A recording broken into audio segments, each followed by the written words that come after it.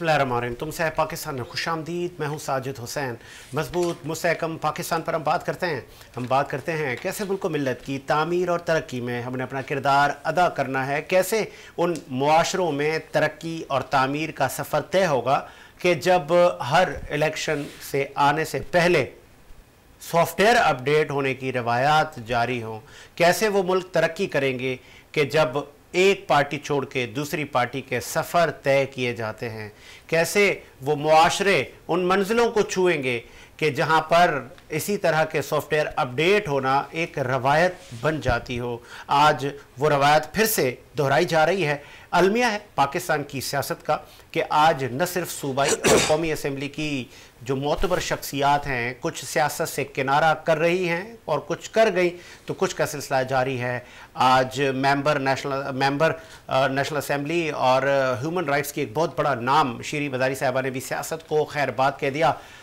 6 से 7 मरतबा वो गिरफ़्तार हुई और चूँकि वो एक बीमारी से भी गुज़र रही थी, तो आज बिल आखिर उस 70 साला खातून ने भी सियासत को खैर बात कह दिया। आज कराची से भी PTI की नामवर शख्सियत MPA बिलाल गफ़ार साहब ने भी अलविदा कह दिया पाकिस्तान तहरीक इंसाफ को। तो ये कोई नई बात तो नहीं है। हमने देखा कि जनरल ज़िया-उल-हक के दौर से लेके आज तक ये सिलसिला जारी है। तो जमहूरियत कैसे परवान चढ़ेगी, जमहूरियत का ये जो सफ़र है मंजिल तक कैसे जाएगा कि जब ये रवायतें मुल्क में चलती रहेंगी, पार्टियाँ बनाई जाएंगी और फिर उन पार्टियों को अपडेट और अपग्रेडेशन उनकी की जाएगी। तो ये रवायत फिर से दोहराई गई है। आगे देखते हैं कि कौन जीतता है, कौन हारता है, कौन मुस्तहकम बनता है और मुल्क को बनाने में अपना किरदार अदा करता है। हमारे ज़राए ये बता रहे हैं कि खान साहब के लिए भी जहाज़ तैयार है, उनको भी सफरी यात्रा करनी चाहिए, कहीं छुट्टियां गुजारनी चाहिए और फिर उनको वापस आ जाना चाहिए मुल्की हालात को मद्देनज़र रखते हुए। अलबत्ता ये हुआ क्यों, इस नहज तक ये बात पहुंची क्यों? साबिक़ वज़ीर आज़म इमरान खान को अपने ही मुल्क के सदर और उन्हीं की पार्टी के एक मोतबर शख्सियत जनाब आरिफ अलवी साहब ने कहा था कि खान साहब को जिस तरह से जिस लेवल पर आकर मजम्मत करनी चाहिए थी वो उन्होंने नहीं की, और मैं उनको मशवरा देता हूँ कि मजम्मत करें ताकि ये रवायत बरकरार ना रहे। और रियासती मामलात को अगर इस तरह सियासी पार्टियां करेंगी तो फिर ये मुल्क आगे कैसे चल पाएगा। कारकुनान की तरबियत की ज़रूरत थी। PTI अभी तक उस नैरेटिव पर भी कायम है कि हमें इस तमाम किए पर हम मजम्मत करते हैं, लेकिन इसके पीछे भी साजिश है। फिर ये भी हमने देखा कि साबिक़ वज़ीर आज़म इमरान खान ने इंटरनेशनल मीडिया को इंटरव्यू दिया और फिर उनका अमेरिका के लिए सॉफ्ट कॉर्नर था और कहा कि अमेरिका मुदाखलत करे। ये वही इमरान खान है जो कहते थे अमेरिका ने जब मुझसे अड्डे मांगे तो मैंने उनको खरा जवाब दिया, मैंने उनको कहा था एब्सोल्युटली नॉट। तो जिनको आपने एब्सोल्युटली नॉट कहा था अब उनको मुदाखलत के लिए क्यों कह रहे हैं? इमरान खान साहब, आपसे ये कौम पूछ रही है कि फिर आपने यू टर्न ले लिया। तो यू टर्न आप इस पर भी ले लेते कि जब ये मुल्क जल रहा था तो आप फौरन से कहते कि ये हमारे लोग नहीं हैं और सब आप घरों को जाएं। आप ये कैसे आप मुल्की तनसीबात को नुकसान पहुंचा रहे हैं? खित्ते में हमें बहुत सारे चैलेंजेस हैं, भारत से लेके इसराइल से लेके अफगानिस्तान, कई ऐसे दुश्मन ममालिक हैं जो कि पाकिस्तान पे वक्तन वार करते रहे हैं, हमारी सरहदों पर हमले करते रहे हैं। कई कुर्बानियाँ हमारी अफवाज पाकिस्तान नौजवान दे रहे हैं, न सिर्फ पाक फ़ौज के लोग, अलबत्ता सिविलियन हज़ारों की तादाद में इस मुल्क में धमाके किए गए, चाहे वो मजहबी इंतहा पसंदी से लेके दहशतगर्दी तक। हमने देखा कि ये मामलात इस मुल्क में 9 मई से फिर से जारी हो गए कि एक सियासी पार्टी जिसका नाम पाकिस्तान तहरीक इंसाफ है, उनके वर्कर निकले, ना उन्होंने कोर कमांडर हाउस को छोड़ा, ना उन्होंने शहदाए कर्नल शेर खान जिसकी जब कारगिल में उन्होंने मार कर लड़ा तो 7 दिन तक भूखे प्यासे वो अपनी चौकी पर लड़ते रहे।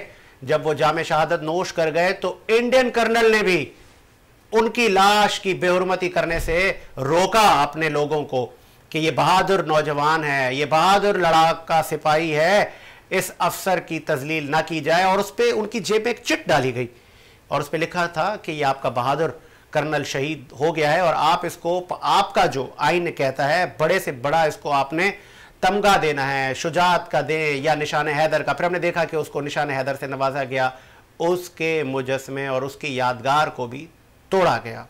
तो अब इसको तो मजम्मत करना चाहिए था कि यार आप ऐसे लोगों ने जिन्होंने मुल्क के लिए जान दी, उनकी फैमिलीज पर आज क्या गुजर रही होगी। अब पाकिस्तान की सियासत किस सिमत जा रही है। फिर हमने देखा कि सीक्रेट एक्ट और आर्मी एक्ट के तहत मुकदमात का सिलसिला जारी हुआ, जिसमें पाकिस्तान पीपल्स पार्टी के सीनियर पार्लियामेंटेरियन सेनेटर रजा रबानी साहब ने इस पर तनकीद की और कहा कि इस आर्मी एक्ट और ये सीक्रेट एक्ट के ज़मरे में ना ले जाएं और उस पर हुकूमत और इंतज़ामिया मुकदमे बनाए। लेकिन वज़ीर आज़म शहबाज शरीफ ने कहा है कि कड़ी से कड़ी सज़ा दी जाएगी और आर्मी एक्ट के तहत ये तमाम मुकदमात चलेंगे और आर्मी ही, कोर्ट्स ही इनका फ़ैसला करेंगी। कराची की सियासत से लेके मुल्क की सियासत पर हम बात करेंगे। कराची में भी कल कई मकामात पर हलफ बर्दारियाँ हुई और हमने देखा कि पाकिस्तान तहरीक इंसाफ के जो चेयरमैन थे, कई जगह पे उनकी गिरफ्तारियाँ भी हुई।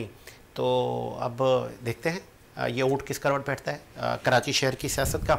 स्टूडियो मेरे साथ मौजूद है कराची की मारूफ शख्सियत, आपका ताल्लुक पाकिस्तान तहरीक इंसाफ से है, सलीम सचवानी साहब। बहुत शुक्रिया सर। सलीम सचवानी साहब, आपने सुना होगा इससे पहले मैंने इतना लंबा इंट्रो कभी नहीं दिया, ऐसा ही है जी? वेट करते हैं और ये इंट्रो साबित कर रहा है कि आप भी under pressure one sided intro कर रहे हैं। नहीं, अब ये तो आप पीटीआई वालों का वतीरा है सलीम सचवानी साहब। तो जो मैंने महसूस किया, क्या कर्नल शेर खान के मुजस्मे के साथ जिन लोगों ने किया वो सही किया? सर, मैंने आपसे पहले ही प्रोग्राम में दूसरे ही दिन मैंने आपसे कह दिया था कि ये जो कुछ भी हुआ है गलत हुआ है और जो उसके जिम्मेदार हैं, असल जिम्मेदार हैं, उनको छुपाया जा रहा है। इसीलिए इंटरनेट बंद किया गया, इसीलिए तमाम रिपोर्टिंग नहीं करने दी, इसीलिए बोल चैनल और दीगर चैनलों को पाबंद किया गया कि वो डायरेक्ट न चलाए, लाइव न चलाए, कवरेज न दे लाइव, क्योंकि इनके वो चेहरे बेनकाब हो जाएंगे। आज सोशल मीडिया पे वो चेहरे जो कोर कमांडर के घर पे गए थे, वो चेहरे मौजूद है जो बुला रहे थे, वो चेहरे क्यों पकड़े नहीं गए? वो चेहरे किसके हैं जो कह रहे हैं कि मैं माफी चाहता हूं सर? वो पीटीआई का एमपी हूं या मैं पीटीआई का? बात कर रहे हैं कि बात को काट के आप बात को दूसरी तरफ ले जा रहे हैं, ठीक है? चले जेल में आपको भी 4 डंडे लगेंगे तो आप भी टीवी के ऊपर यही कहेंगे हाँ हाँ मैं आती हूँ, समझे? आपके भी यही सीन आ जाएगा। ये बात ना करें, जोर जुल्म और जबरदस्ती की जो ड्रामेबाजियां हो रही हैं, जो श्री मजारी साहबा को 4 दफा निकली और 4 दफा बंद किया, वापस बंद किया गया जेल में, ये जुल्म और सितम की जो रवा रखी गई है, ये अयूब खान के दौर में भी देखा था आपने, तमाम सियासतदानों को आउट कर दिया गया था। ज़ियाउल-हक के दौर में भी देखा था कि भुट्टो साहब को फांसी देने के बाद सारे चेहरों को जो है ना वो रिजाइनिंग करवाती गई, पार्टियां छोड़ने पर मजबूर किया गया और वो छोड़े गए, तो क्या वो पार्टी खत्म हो गई? चले सर सुनवाए प्रोड्यूसर साहब, क्योंकि आपने जिक्र कर दिया है श्री मजारी का, तो जरा सुनवाएं वो 70 साला खातून जो कि खान साहब की बड़ी देरीना साथी और ह्यूमन राइट्स के लिए उनकी बड़ी खिदमात हैं। श्री मजारी साहिबा ने आज सियासत को अलविदा कह दिया। सुनवाएं प्रोड्यूसर साहब जरा सलीम साहब को, तो फिर आगे बढ़ाते हैं। पंजाब पुलिस वाले, मैंने ये फैसला किया है कि मैं एक्टिव पॉलिटिक्स छोड़ रही हूँ और ये भी मैं कहना चाहती हूँ कि आज से मैं पीटीआई या किसी भी सियासी जमात का हिस्सा नहीं होंगी, क्योंकि मैंने सबसे पहले अपनी फैमिली, बिलखसूस अपनी माँ और अपने बच्चों का, क्योंकि आपको भी पता होगा कि मेरे हस्बैंड की 5 महीने हुए हैं उनकी डेथ को, तो मेरे बच्चों की I am now the only parent. जब डॉक्टर ताबिश लाइव थे तो बहुत सी चीज़ें इंसान कर सकता था, क्योंकि उनका साया भी था बच्चों के ऊपर, अब वो नहीं है।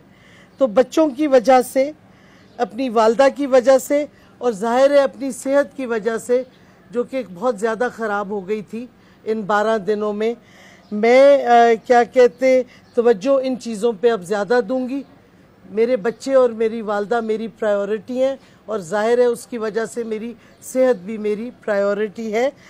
और उसके अलावा इस वक्त मेरी कोई चीज़ और इम्पोर्टेंट नहीं है। और बस मैं इतना ही कहना चाहूँगी, मेरी तबीयत कुछ ठीक नहीं है, तो आप सबका बहुत बहुत शुक्रिया।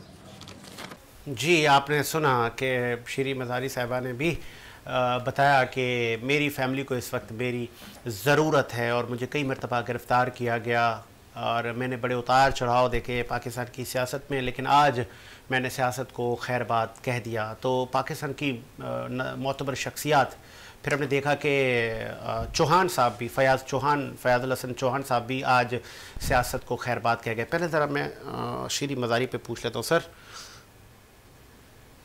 Bye bye.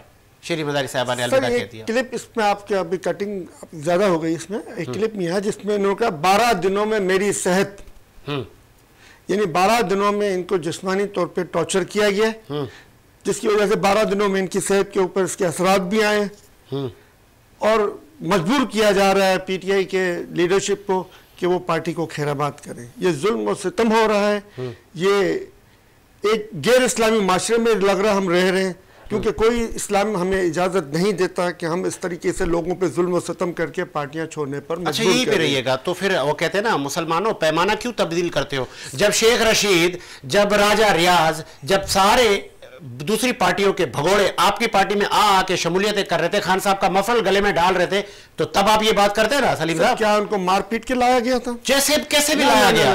तो आज 9 मई के वाक़यात हुए थे ना सर? सर क्या उनके ऊपर जुल्म सितम हुआ था? सर यहाँ तो बड़े बड़े वाकयात हो चुके हैं। 9 मई वाकये के मुकाबले तो बहुत छोटा वाकया है, बड़े बड़े वाकयात हो चुके हैं इस मुल्क के अंदर। तो आप कैसी बातें कर रहे हैं? बहुत बड़े बड़े वाकयात हो जाएंगे, जिनकी तफसील में जाएंगे तो 5 मिनट और लग जाएंगे। कहें तो बताऊं मैं आपको तफसील उन वाकयात की? नहीं, आप मुझे इस चीज का जवाब दे कि अब खान साहब और आपकी पार्टी का फ्यूचर क्या है? वाकयात को जो इतना बड़ा चढ़ाकर पेश कर रहे हैं वो गलत है। 9 मई के वाकयात नहीं होने चाहिए, और 9 मई के वाकयात नहीं होने चाहिए। ये मैंने आपसे पहले की बात है, एक पत्थर भी किसी के हाथ में नहीं आना चाहिए। तो दिए किसने डंडे? हाँ, अलीम आदिल शेख, ये आपकी सारी क़यादत, सैफुर रहमान, फहीम कहा था कि हर कह रहे थे लोगों के आए ईंट से ईंट बजाएं, हर घर की इज्जत सांझिए। तो ईंट से ईंट बजाने किसकी निकले थे आप? सर जिसने ये कहा है वो उससे पूछे किस वे में कहा है। हलीम आदिल ने कहा है, हलीम आदिल साहब ने कहा है, तो वो आपको उसका जवाब भी देंगे किस वे में कहा है कि ईंट का जवाब ईंट से देंगे, उनसे पूछे आप। मैंने नहीं कहा जो आप मेरे से पूछ रहे हैं। तो आपकी पार्टी के लोग हैं ना, उन्होंने मुश्ताहिल किया आवाम को उकसाया। ना सर, वो आवाम के साथ नहीं थे। आप देख रहे हैं वो किसी चैनल वाले को ये कह रहे थे, इनके साथ में 2-4 लोग थे, वो हुजूम को तकरीर नहीं कर रहे थे, उनके साथ 2-4 लोग जाते वो बात कर रहे थे। अब किससे कर रहे थे, क्यों कर रहे थे, किस वे में कर रहे थे, उसका जवाब भी आपको वही देंगे। उसका जवाब मैं आपको नहीं दे सकता। शीरी मदारी के बाद कौन जा रहा है और कौन जा रहा है? सर देखें, बिलाल गफार भी गए कराची से। सर अल्लाह का शुक्र है कि वो जा रहे हैं, ऐसा नहीं हुआ कि दूसरी पार्टियां ज्वाइन कर रहे। नहीं, अभी तो गए ना, अभी एक फेज और आना बाकी है, अभी एक और फेज आना बाकी है। नजर मुमकिन है कि 1-2 माह बाद कहें जी मैंने टिकट ले लिया सर फला पार्टी का। Sir most welcome. अगर वो 0 ना हो जाए तो आप मुझे कहिएगा। अच्छा। टिकट लेने और दूसरी पार्टी से टिकट लेने वाला अगर 0 ना हो जाए तो मैं जिम्मेदार हूँ, सब मुझसे कहिएगा। आपने कहा था नहीं होगा और हो गया 0। मतलब अभी भी आप इस ख्वाहिश पर हैं कि वो कहते हैं ना, हर ख्वाहिश अवाम जो चाहती है उसको दबाया जाएगा जुल्म व सितम से। अवाम जो चाहती है उसको दबाया जाएगा जुल्म व सितम से, और कहा जाएगा कि हम इस्लामी जमहूरिया पाकिस्तान में रहते हैं। तो सर ये यहूद और नसारा के जो पाकिस्तान बनाया हुआ है, इन लोगों ने अपनी सारी दौलत लूट के यहूद और नसारा के पास रखी हुई है, और समझते हैं कि ये इनके दोस्त हो जाएंगे, इनके रखवाले हो जाएंगे। तो ऐसा हरगिज़ नहीं। मैं आपको कुरान शरीफ की ना सर, मैं आपको कुरान शरीफ की एक आयत पढ़ के सुना, 2-3 आयतें पढ़ के सुनाता हूँ। यहूद और नसारा तुमसे उस वक्त तक, बिस्मिल्लाहिर्रहमानिर्रहीम, यहूद और नसारा तुमसे उस वक्त तक हरगिज़ राजी नहीं होंगे जब तक कि तुम इनके मजहब की पैरवी नहीं करोगे। कह दो कि हकीकी हिदायत तो अल्लाह की हिदायत है, और तुम्हारे पास वही के जरिए जो इल्म आ गया है, अगर कहीं तुमने इसके बाद भी इन लोगों की ख्वाहिशात की पैरवी कर ली तो तुम्हें अल्लाह से बचाने के लिए न कोई हिमायती मिलेगा न कोई मददगार। सर ये जो हो रहा है ना, अमेरिकन एस्टेब्लिशमेंट के इशारों से तमाशे जो कायम है पाकिस्तान से लेकर आज तक चल रहे हैं, अवाम के ट्रिलियंस ऑफ डॉलर लूटने वाले की करप्शन जाहिर करने वाले अरशद शरीफ को कत्ल कर दिया गया, अवाम के हक की बात करने वाले इमरान खान कह रहे हैं कि अमेरिका मदद के लिए आए, मुदाखलत करे।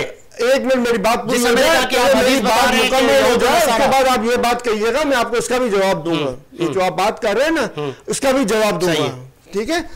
और एक मैं अरशद शरीफ को जिस बेदर्दाना तरीके से कत्ल किया गया, इमरान रियाज को जिस तरीके से गायब कर दिया गया, क्या ये सब अच्छी बात है? और यह जुल्म और सितम ढा के बार बार जेलों में लोगों को बंद करके पार्टी छोड़ने के मजबूर किया जा रहा है, क्या ये सही बात है? और इसे कत्ल करने के ऊपर मैं आपको एक आयत शरीफ सुनाता हूँ, और जो शख्स किसी मुसलमान को जानबूझकर कत्ल करे तो उसकी सजा जहन्नम है, जिसमें वो हमेशा रहेगा। अल्लाह इस पर गजब नाजिल करेगा और लानत भेजेगा, और अल्लाह ने इसके लिए जबरदस्त आजाब तैयार कर रखा है। अब आप बताएं सर, अशरफ शरीफ की वालदा तो नाम ले लेके बता रही थी कि ये लोग हैं जिन्होंने हमें धमकियां दी थी, और ये लोग हैं जो मेरे बेटे के कत्ल के जिम्मेदार, उनके खिलाफ एफआईआर तक दर्ज नहीं की गई, और ऊपर से आज तक वो अपने ओहदों पे बैठे हुए। नहीं तो आप पीटीआई वाले जाए ना, एफआईआर कटवाएं उनकी। सर आप पीटीआई के इमरान खान साहब कहां गए? इसके एफआईआर के लिए सुप्रीम कोर्ट में दरख्वास्त दायर की, इमरान खान साहब के अप्रैल के कत्ल के कातलाना हमले की, और उनकी भी सुप्रीम कोर्ट में इसका क्या फैसला हुआ, ना आपके इल्म में ना मेरे इल्म में, अभी तक पेंडिंग में पड़ा हुआ होगा।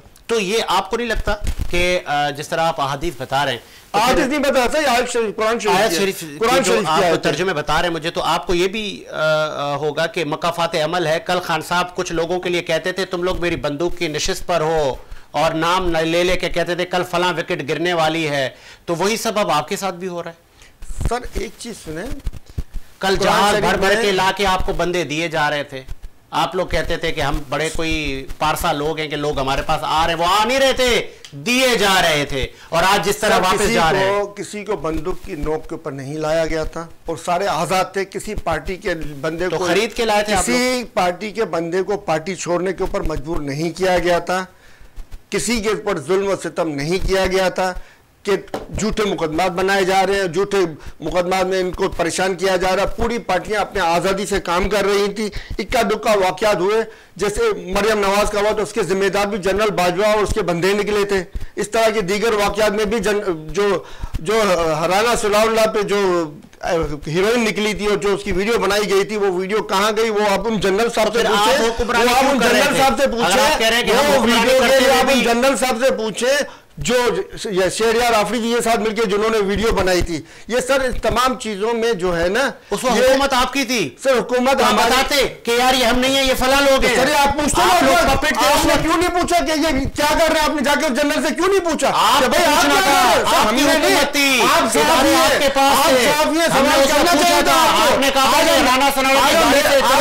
सवाल करें, मेरे से सवाल नहीं, मैं तो आपको सिर्फ हकाइक बता रहा हूँ। तो ये हकाइक है, तो सर सवाल आप उनसे करें, आपकी आप उनसे जिम्मेदारी थी, जनरल साहब से करें जो उस वक्त मौजूद था इनके साथ में, उन दोनों से करें आप ये सवाल। आवाम को मालूम होना चाहिए, आवाम को मालूम होना चाहिए किस तरह की मुदाखलत हो रही है। हर दफा कानून थाना साहिवाल किया गया, खान साहब ने कहा कि जो है ना वो हम इस पे मुजरिमों को सजा देंगे, सजा नहीं देनी दी गई। सामने मॉडल टाउन हुआ, राइल शरीफ साहब ने कहा उनको सजा मिलेगी, सजा ना दी गई। सर ये मुल्क को बनाना रिपब्लिक बना दिया गया। तो आप लोगों ने सजाएं किसको दी? आपने भी तो सारे जेल भर दिए थे, सलीम सचवानी साहब सब छूट गए, आदम सबूत की फरहामी सब छूट गए, फालूदे वाले का अकाउंट से 10 अरब जरदारी के निकल आए, फला के निकल आए। जब मकसूद चपरासी की मौत कर दी गई, जब डॉक्टर रिजवान को मार दिया गया, उसके बाद कवानीन में तब्दीली की गई, फाइलें गायब की गई, उसके बाद जाके छूटे, ऐसे नहीं छूटे सर। आप अब बात को रुक न मोड़े। चले, मुझे प्रोड्यूसर साहब ब्रेक का कह रहे हैं, लेकिन मुझे याद है साबित राशिद इज़्ज़तदारी के अल्फाज के ऐवान में खड़े होकर उन्होंने कहा था कि पीटीआई को हम वेलकम करते हैं कि आप लोग आए, बहुत सारे नए लोग सिलेक्ट होकर आए पूरे मुल्क से, आपको अवाम ने अगर मैंडेट दिया है या नहीं दिया, हम आपको खुशामदीद कहते हैं। हमें पता है आप सिलेक्टेड हैं, लेकिन आप हमें नैब से ना डराएं, आप हमें कानून से ना डराएं। हमने झूठे मुकदमात फेस पहले भी किए हैं, अभी भी करेंगे, लेकिन उस वक्त क्या होगा कि जब ये डंडा आप पर फिरेगा, और आज वो वक्त आ गया है। ब्रेक लेते हैं, ब्रेक के बाद आते हैं।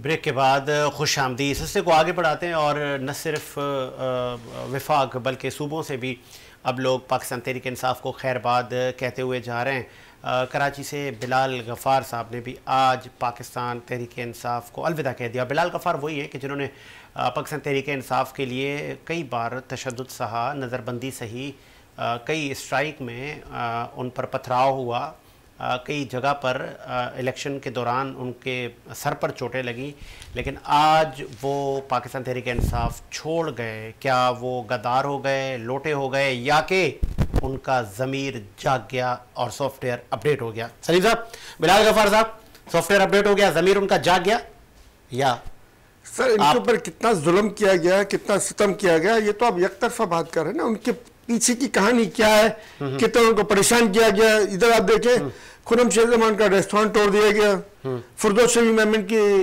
शमी अहमद नकवी साहब की बिल्डिंग तोड़ दी गई, और अली शेख साहब का जो है वो फार्म हाउस तोड़ दिया गया। इसके अलावा किसी का पेट्रोल पंप तोड़ दिया गया, किसी के साथ क्या जुल्म किया गया, किसी को घर की खवातीन को अगवा करने की धमकियां दी जा रही है, किसी के साथ क्या हो रहा है, किसी के साथ क्या हो रहा है।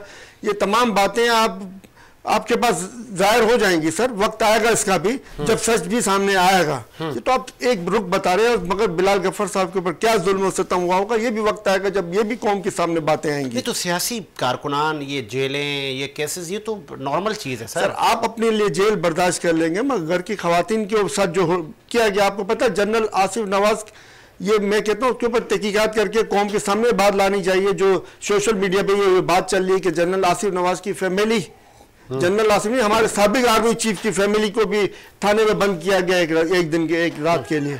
सर ये इन्वेस्टिगेशन होनी चाहिए। हमारे बहुत से दीगर जो आपने कहा पकड़ धकड़, घर की खवातीन और बिलाल गफ्फार और दीगर पे बड़े खवातीन के साथ जो सुलूक किया गया, बकौल आपके सुलूक किया गया, आप भूल गए, माजी में ले जाऊं आपको, ले जाऊं। गैर शादीशुदा साबिक वजीर आजम की कंवारी बेटी मोहतरमा बेनजीर भुट्टो साबिका वजीर आजम 22 साल की उम्र में सक्खर सेंट्रल जेल में थी। इतनी बड़ी शख्सियत की बेटी। तो सर ये इतना बड़ा जुल्म हुआ, इतना बड़ा जुल्म हुआ मोहतरमा बेनजीर भुट्टो साहिबा के साथ। उन्होंने कहा करेंगे, उन्होंने कहा तहस कर दो, क्या हम उनको ऑर्डर करेंगे? तो अभी भी किसी ने नहीं कहा कि तहस नहस कर दो, मुल्क बर्बाद कर दो, अभी भी किसी ने नहीं कहा। आपके लोगों ने वीडियो मैसेज पे लोगों को बुलाया है कि आए सड़कें ब्लॉक करें और आए। पुरअमन डरने की बातें हुई है, पुरअमन डरने की बातें हुई है। आपके लोग नहीं थे जो हमारे साथ पीटीआई के लोगों के झंडे और दीगर जमातों के लोग जो हमारी आस्तीनों में घुस के जिन्होंने तोड़ फोड़ की, ये आप उनसे पूछे। ये उनके वीडियो क्लिप चला, उनके चेहरे दिखाए जो जला रहे हैं चौकियों को, रेंजर्स की चौकियों को, जो वाटर बोर्ड के टैंकरों को, जो पुलिस की मोबाइल को जला रहे हैं, उनकी फोटेजेस आप निकाले और दिखाएं कि ये चेहरे वो क्यों छुपाई जा रही है कौम से, वो क्यों नहीं दिखाई जा रही है, क्योंकि असल चेहरे बेनकाब हो जाएंगे। सब दिख रहा है सर, सब क्या दिखा रहे हैं? सारे नहीं दिखा रहे हैं, नहीं दिखा रहे हैं। वो कोर कमांडर के घर में, कोर कमांडर के घर में जो बंदा जा रहा है वो बुला रहा है सबको, क्यों अभी तक नहीं पकड़ा गया? क्यों उसको बेनकाब नहीं किया गया? इसके सामने दरवाजा जिसने खुला छोड़ा कोर कमांडर साहब का, क्यों उसको नहीं पकड़ा जा रहा? इसके अलावा 70 वो अफराद जो कोर कमांडर की सिक्योरिटी पे होते हैं, वो कहां थे? किसने हटाया उनको? क्यों नहीं पकड़ा जा रहा उसको? 3 किलोमीटर का फासला तय करते हुए आ रहा है। कोर कमांडर साहब को एक एक पल की खबर होती है, इनकी सिक्योरिटी गैप थी, क्यों उनको प्रोवाइड नहीं की? क्यों उनको सिक्योरिटी नहीं दी गई? कहां थे वो हमारे इदारे जो हमारी प्रॉपर्टियों की हिफाजत के जिम्मेदार थे? ये प्रॉपर्टियां किसी GHQ की, किसी की नहीं है, ये आर्मी हमारी है, उस आर्मी की प्रॉपर्टियां भी हमारी है। तो वो आर्मी की प्रॉपर्टियों की हिफाजत के लिए जो तैनात थे वो कहां थे? किसने हटाया था इनको? वो कोर कमांडर का अफसर जो GHQ के अलावा दीगर मकामात से जो हटाई गई थी, वो क्यों नहीं हटाई गई थी? पुलिस और राना सनाउल्लाह साहब कहते हैं कि ये हमने खुद हटाया था। पकड़े राना सनाउल्लाह को, क्यों हटाया था उन्होंने? क्यों लोगों को तोड़ फोड़ की इजाजत थी? सबसे पहले तो सहूलतकार को पकड़ना चाहिए जिसने सबको सहूलत दी। वैसे इस पूरे सिनेरियो में ये पूरा सिनेरियो ये है कि पीटीआई को क्रश करने के लिए बहाना ढूंढना था। इस पूरे सिनेरियो में ये जुल्म और सितम का बाजार गर्म किया गया है, और फौज कहती है ये हमारी तक नहीं, फौज भी हमारी है और ये तंसीबात भी हमारी है। क्या बात है, ये बात न करें कि वो खाली उनकी है। एक इस पूरे सिनेरियो में सवाल बेनकाब होने चाहिए, इंपॉर्टेंट सवाल है। असल मुझे सर ये तमाम तर ये बदमाशी, गुंडागर्दी और ये हो रही है ना, करप्ट बदनाम हुकूमत, जो ये रिजिम चेंज किया गया, ये सिर्फ और सिर्फ ये रिजिम चेंज चले नहीं, बात पूरी करने दें। ये तमाम तर हरकतें जो हो रही हैं, ये रिजीम चेंज को कामयाब करने के लिए हो रही हैं। इस पर बताएं, आइन तोड़ दिया गया है, आइन टूटा हुआ पड़ा है, 90 दिन में इलेक्शन नहीं हुए। गैर आइनी हुकूमतें पंजाब और खैबर पख्तूनख्वा में हुक्मरानी कर रही हैं। आज तमाम बातें इधर से हट गई। आपके जज्बात मेरा जज्बात को एक साइड दिल से मुझे बताएं। इस पूरे सिनेरियो में ये जो पूरा आप जायचा खींच रहे हैं ना, इस पूरे सिनेरियो में हमारे और आपके मुअज़्ज़िज़ चीफ जस्टिस ऑफ पाकिस्तान, उस पर भी इल्जाम है कि वो खान साहब के भाई बने हुए हैं आजकल। सर मैंने आपसे पिछले प्रोग्राम में भी कहा था, तमाम तरह सूरत-ए-हाल के जिम्मेदार हमारे चीफ जस्टिस ऑफ पाकिस्तान है, जिन्होंने पहले दबाव लिया और कासिम सूरी की रूलिंग को जो है ना उन्होंने गैर कानूनी करार दिया, जबकि रूलिंग को गैर कानूनी आईनी तौर पर करार दे ही नहीं सकते। अपने इख्तियार से आगे जाके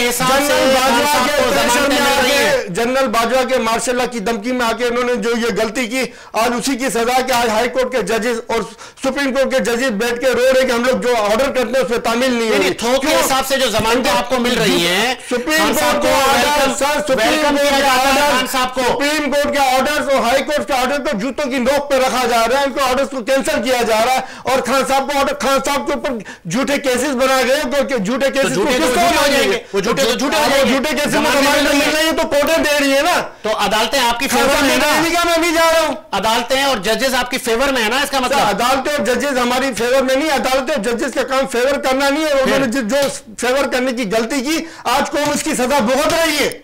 अच्छा, आज कौम इसकी सजा भुगत रही है। मुल्क अफरा तफरी, आज महंगाई 10 गुना आगे बढ़ गई है, उसकी तो उसके ऊपर आप लोगों की तवज्जो नहीं है कि फालतू के इश्तिहार लगवा के कौम के पैसे बर्बाद किए जा रहे हैं। आप बताओ ना लोगों को कितनी महंगाई बढ़ गई है, लोग किस तरह रह रहे हैं। दिखाएं इंटीरियर सिंध के और इंटीरियर पंजाब के हालात, लोगों के घरों की क्या हालत है। आप दिखाएं बलोचिस्तान को, बलोचिस्तान में लोगों के घरों की हालत, मिट्टी के घरों में रह रहे हैं। बलोचिस्तान सर जहां से ट्रिलियंस ऑफ डॉलर पाकिस्तान के लूटे गए और अक्षर शरीफ उसको बेनकाब किया, वो बलोचिस्तान सर, मेरी बात पूरी होने दे, वो बलूचिस्तान जहां से ट्रिलियंस ऑफ डॉलर लूटे गए, जिससे पूरा पाकिस्तान और पूरा बलूचिस्तान बन सकता था, समझ सकता था, हर आदमी का चाव रह सकता था।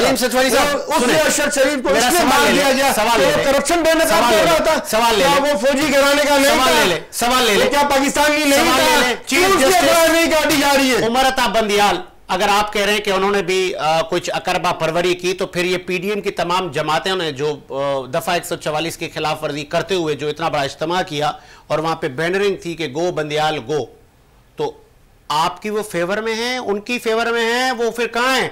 आप कह रहे हैं कि उन्होंने गलत किया। सर वो गलत फैसला करके, एक गलत फैसला करके आज वो खुद भी मजलूम बन गए। कोई उनके फैसलों को सुनने के लिए तैयार नहीं है। वो फैसला करने जा रहे थे 14 मई का, आप देख लें, आप देख लें क्या हाल किया लोगों ने। दफा 144 के बावजूद, रेड जोन में जाने पे पाबंदी के बावजूद, वो न सिर्फ रेड जोन में गए बल्कि दीवारें फांद के सुप्रीम कोर्ट के अंदर भी गए। और क्या जबान इस्तेमाल की जजों के खिलाफ। इसका दुख है आपको? सब पूरी कौम को होना चाहिए, पूरी कौम को होना चाहिए। चलिए होना चाहिए। मैंने हमारी टीम ने इख्तिलाफात अपनी जगह पे होते हैं, मगर जबान का इस्तेमाल सही होना चाहिए, सही होना चाहिए।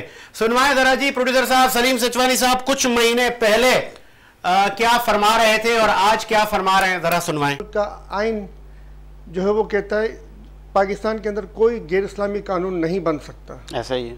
अगर कोई गैर इस्लामी कानून नहीं बन सकता तो आप मुझे बताएं कि क्या कोई शख्स, क्या कोई इदारा तनकीद से बालातर हो सकता है? आप मुझे बताएं क्या इस्लाम ने इस चीज़ की इजाज़त दी है हमें कि फ़लाँ इदारा या फ़लाँ चीज़ जो है वो आप इसके ऊपर तनकीद नहीं कर सकते? तनकीद न करने वाली बात जो है वो गलत है। अगर अदालतें गलत करेंगी तो अदालतों पे भी तनकीद होनी चाहिए, इस्टेब्लिशमेंट गलत करेगी तो इस्टेब्लिशमेंट पे भी तनकीद होनी चाहिए। और इस्लाम के अंदर तौहीन अदालत की कोई गुंजाइश नहीं। सबसे पहले तो ये तौहीन अदालत का कानून इस मुल्क से ख़त्म होना चाहिए, जिसकी आड़ के अंदर जो है ना मौजूद अदलिया के बाद जज बदमाशियां कर रहे होते हैं। ये गैर इस्लामी है शिक, इस पे उलमा कराम से फतवा है। तो सर ये बिल्कुल गैर इस्लामी भी आप बातें कर रहे हैं, सच बोलना भी अगर जुर्म है, अदालत कोई गलत काम करती है उसके ऊपर आपको सच बोलना भी जुर्म है, तो जुर्म में सबों को फांसी पे चढ़ा दे। जब आपने सुना कि कुछ महीने पहले हमारे मौजूद सलीम सिचवानी साहब कह रहे थे कि तौहीन अदालत का कानून ही खत्म कर दें, जिसका जो आए बोले हैं जजेस को, मुगालजात कहें जजेस को, इसका मतलब तो ये हुआ। आज आप कह रहे हैं कि मैंने आपसे अभी आप ही के प्रोग्राम के अंदर में अभी थोड़ी देर पहले कहा कि अल्फाज और जबान का इस्तेमाल शाइस्ता होना चाहिए। जब आप आवाम को तालीम की सहूलत से महरूम रखा हुआ है, आपके 7 करोड़ हमारे नौजवान जो मैट्रिक तक नहीं किए हुए हैं, 3 करोड़ हमारे बच्चे जो स्कूल की शक्ल तक नहीं देखी। अदलिया पे पीडीएम तनकीद कर रही है। अगर आपके वो जो अभी 6 महीने पहले का क्लिप चलाया, तो आप में और पीडीएम में क्या फर्क है? मैंने आपसे अभी थोड़ी देर पहले कहा कि अल्फाज का इस्तेमाल शाइस्ता होना चाहिए।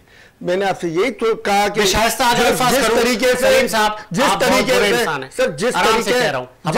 सर मैंने जो कहा बात, मैं उस पे बात पे कायम हूं आज भी, मेरे को इस बात से सही कर रही है सर। अल्फाज का इस्तेमाल शाइस्ता करें सर, वो भी तो कह रहे हैं कि उमर अता साहब आप गलत कर रहे हैं सर। अगर इसका मतलब ये तो नहीं है कि वो जाके उसको घेराव करके उसके ऊपर दबाव डाले, कानून को तोड़ के दफा 144 की खिलाफवर्जी करके,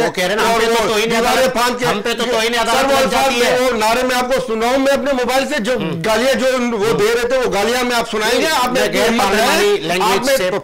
बात ना करें ना। मैं आपसे यही तो अर्ज कर रहा हूँ, अल्फाज का इस्तेमाल शाइस्ता होना चाहिए। तनकीद करें, इसका मतलब नहीं है कि तनकीद न करें, तनकीद एक नहीं आप 100 दफा करें। ये भी मतलब नहीं आप डंडा लेके उसको अगले उसको डराएं, उसके ऊपर जो है ना वो दबाव डालें और अपने मतलब के फैसले करवाएं। ये चीज ना होनी चाहिए सर। तो उस वक्त आप मतलब के फैसले नहीं करवा रहे थे कि तौहीन अदालत का कानून ही खत्म करें? सर मैंने अपनी राय दी थी और मैंने साथ में ये भी कहा था कि इसमें उलमाए कराम से मुशावरत की जाए, अगर ये गैर इस्लामी कानून है तो उसको खत्म किया जाए। इसमें कौन सी गलत बात है आप बताएं मेरे को, इसमें कोई गलत बात है? आगे बढ़ाते सर। फयाजुल हसन चौहान ने भी आज बड़ी धुआंधार प्रेस कॉन्फ्रेंस की और कई गिले शिकवे किए। फयाजुल हसन चौहान ने कहा, मैंने खान साहब को 1 साल पहले कहा था खान साहब तशद्दुद का रास्ता इख्तियार ना करें, यह सियासी पार्टियों को जेब नहीं देता। लेकिन मुझे फयाजुल हसन चौहान को जो सीनियर अकाबरीन थे, शहबाज गिल जैसे, अली अमीन गंडापुर जैसे, उन्होंने मुझे ठुड्डे लाइन किया था पार्टी में। मैंने खान साहब को कई वॉइस नोट भेजे, मुझे कोई इंटरटेन नहीं किया गया। मेरे भाइयों के घर टूटे, मेरे साथ बड़े मजालम हुए, तो आज मैं भी खान साहब को बाय बाय हरी झंडी दिखा दी उन्होंने भी। और ये तक कहा कि मैंने अपने बच्चों से पूछा, मैंने जो ये इतना अताब सहा, आप जरा पता करें कोई खान साहब ने मेरे मुतालिक कोई ट्वीट किया कि यार फयाजुल हसन के साथ गलत हुआ? नहीं, मैं तो याद ही नहीं हूं खान साहब को। सर इस वक्त पूरी पार्टी में एक एक फर्द के ऊपर जुल्म और सितम हो रहा है और पूरी पार्टी पे होने वाले जुल्म और सितम की खान साहब मजम्मत कर रहे हैं और बैरूनी दुनिया से भी राब्ता कर रहे हैं। अभी थोड़ी देर पहले जो आपने कहा था कि अमेरिका से बात की है क्या, सर अमेरिका में मैंने आपको पहले भी कहा था कि 2 तरह के लोग हैं। एक अमेरिकन एस्टेब्लिशमेंट है, डोनाल्ड ट्रंप जो है वो एस्टेब्लिशमेंट के खिलाफ सफ़े आ रहा है और उसको सलाम पेश करना चाहिए और अमेरिकी आवाम को भी चाहिए कि इसकी मदद करे। अच्छा जी बिल्कुल। और वही एस्टेब्लिशमेंट है जो अमेरिका को कर्जों के में जकड़ के रखा हुआ है, वही एस्टेब्लिशमेंट जो जगहों के नाम के ऊपर अमेरिकी टैक्स का पैसा जो है मुख्तलिफ ममालिक में लगवाती है और ममालिक तबाह व बर्बाद करती है। उसमें सबसे सफेद 7 इस्लामी ममालिक का उन्होंने बर्बाद किया है और ये उसी अमेरिकी अवाम के टैक्स के पैसों से हुए वो इस्लामी ममालिक, और उसके जिम्मेदार वही लोग हैं जिन्होंने अमेरिका को वाहिद सुपर पावर बनाया। ये जनरल ज़िया-उल हक और उसके हवारी और उसके सहूलतकार जिन्होंने इनको वाइड सुपर पावर बनाने में किरदार अदा किया। और साथ इमरान खान साहब उनको के मुदाखलत करें, मैं आपके खिलाफ नहीं हूं। क्या कह रहे हैं आप, रिपीट करें जरा। इमरान खान साहब कह रहे हैं कि मेरे साथ जो हो रहा है आप पूरी दुनिया देख रही है, आप इसका नोटिस ले। सर मैं इसी तरफ आ रहा हूँ, नोटिस आपको मैं उसी तरफ उसी की तफसील मैंने आपको सारी सुना दी कि सर वहां पे जिस तरह अमेरिकन एस्टेब्लिशमेंट पिछे हुए इंसानी हुकूक के अलमबरदार भी है, जो इंसानी हुकूक के लिए बात करते हैं, जो सर इंसानी हुकूक के लिए लड़ते हैं, जो इंसानी हुकूक के लिए किरदार अदा करते हैं, उसी इंसानी हुकूक के लिए किरदार अदा करने के लिए अगर उन्होंने किसी को कहा है तो वो कोई बुरी बात नहीं है। मगर पाकिस्तान के अंदर पाकिस्तान अमेरिका के लिए जंग करे, पाकिस्तान अमेरिका का गुलाम बने और पाकिस्तान का पैसा लूटा हुआ अमेरिका और दीगर यूरोपीय ममालिक को बैंकों में पड़ा हुआ हो, ये एब्सोल्युटली नॉट होगा, एब्सोल्युटली नॉट है और एब्सोल्युटली नॉट रहेगा। चले लास्ट में ये रुपया, ये पैसा पाकिस्तानी कौम का जो लूटा हुआ वहां पड़ा, ये तमाम हरकतें, ये तमाम हरामीपन, ये तमाम जलालतपना जो हो रहा है इसी वजह से हो रहा है कि इस लूटे हुए पैसे को पाकिस्तान में ना आए और पाकिस्तान से मजीद पैसा लूट के बाहर भेजा जाए। ये पाकिस्तानी कौम के साथ सितम का रवा रखा गया, ये सिर्फ पाकिस्तानी कौम नहीं है, इसमें पाकिस्तान के सिक्योरिटी इदारे भी शामिल है क्योंकि वो भी हमारे इदारे के लोग हैं जो पाकिस्तान में रहते हैं और पाकिस्तान में खाते हैं, उनके बच्चे भी पाकिस्तान में पढ़ते हैं। ये इदारे के लोग, इदारे के अवाम, ये सब पाकिस्तानी है और इन सब का हक मारा जा रहा है, जो आपका भी शामिल है, मेरा भी शामिल है, दीगर तमाम पाकिस्तानी जो मारा जा रहा है, ये हक इंशाल्लाह अल्लाह की रहमत से, अल्लाह के करम से, अल्लाह के फजल से ये इनको नहीं मारने दिया जाएगा। आखिर में हमारे जरा ये बता रहे हैं कि चेयरमैन पीटीआई साबिक वज़ीर आज़म इमरान खान साहब के लिए भी जहाज तैयार है, बहुत जल्द आने वाले आगे 10 से 15 दिनों में खान साहब कोई टूर पे जाएंगे, घूमने फिरने, जरा छुट्टियां मनाने। सही है, जा रहे हैं। सर ये सवाल जो है ना वो अब नवाज शरीफ साहब नहीं है जो फौरन भाग के चले जाएंगे और बाहर से बैठ के गंदी डर्टी पॉलिटिक्स करेंगे। और अगर चले गए तो सलीम सचवानी साहब पीटीआई छोड़ देंगे। सर बहुत से वजूहत हो सकती हैं जाने की। तो वजूहत वही ना, घूमने फिरने, छुट्टियां मनाने, दवाई वही लेने। सर ये तो आप कह रहे हैं ना, जब आएंगे सामने तो मैं आपसे बात करूंगा। जो भी अगर वो कहीं गए भी तो मुल्क के मफाद में जाएंगे, मुल्क के मफाद को बेचेंगे नहीं। अच्छा। इसकी मैं जिम्मेदारी लेता हूँ। नहीं वहां पे स्टे कर देंगे, जिम्मेदारी लेता हूँ कि अगर वो कहीं गए तो मुल्क के मफाद को बेचेंगे नहीं। और इस वक्त इनको कहीं जाने की जरूरत भी नहीं है। इदारे जो डरा धमका रहे हैं बास इदारे के लोग, तो इस तरह इदारों में मुहब्बे वतन और अच्छे लोग भी हैं जो तमाम इकदामात के खिलाफ हैं जो ये हो रहे हैं। ऐसी बात नहीं कि आवे का आवा बिगड़ा हुआ है। आज अगर आवे का आवा बिगड़ा हुआ होता तो पाकिस्तान बहुत पहले खत्म हो चुका होता है। आपकी बातों से लगता है सलीम सचवानी साहब का सॉफ्टवेयर अभी अपडेट नहीं हुआ।